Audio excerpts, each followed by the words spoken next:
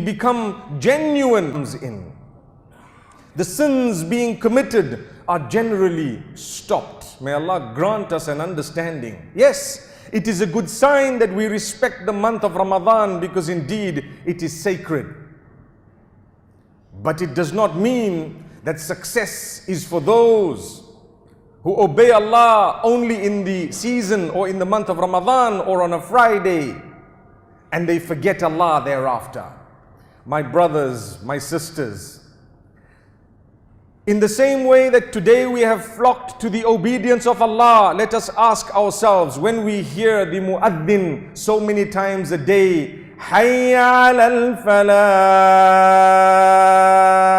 come to success. That is the Almighty telling us that if you would like success, there is a certain method, there are ingredients that you will have to put together in order for that success to be achieved. But unfortunately, my brothers, my sisters, let's face reality. For us, sometimes our food and drink, our work and business, our wealth and our leisure becomes more important than that call to success.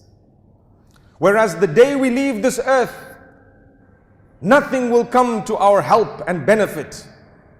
Look at those who have left the earth while they were wealthy, healthy, while they had the holidays of their lifetime, while they enjoyed their food and drink, they had family members and they did everything they wished. When they died, their clothes were removed and replaced with a shroud, and they were placed a few meters or at least a meter under the ground, and they were buried with the same soil that they were created from. And what helped them?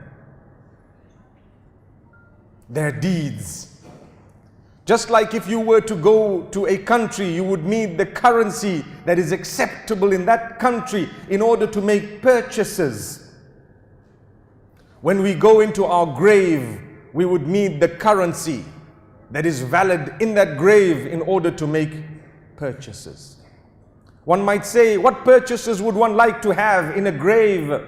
The reality is, we will purchase through our deeds and the accounts that we have on that day, the goodness that is to come. Remember, we believe that in the grave, we already commence the journey known as the hereafter, and already a window is opened based on how you led your life. My brothers and sisters, the good thing is, we never lose hope in the mercy of Allah.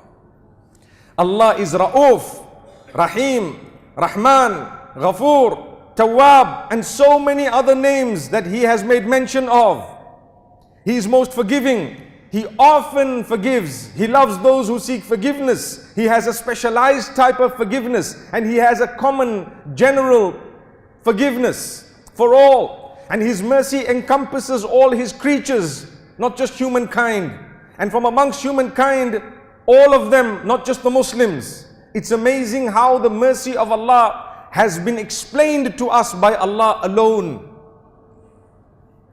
And yet we lose hope in the mercy of Allah. The difficulty is, the devil continues to try. The traps of the devil are many. Don't allow yourself to become comfortable committing a sin, because it becomes an extension of who you are. If a sin is committed, you should feel regret and remorse. And if you feel regret and remorse, it is a true sign that you're a believer. Believers are not those who are angels alone, but from mankind, we are believers. And we do know that we will falter. But my brothers and sisters, the moment you decide that it's okay to falter, and we are human, so therefore we are forgiven and excused, so I will continue in my bad ways, that is the very moment that shaitan has got hold of you from a different angle.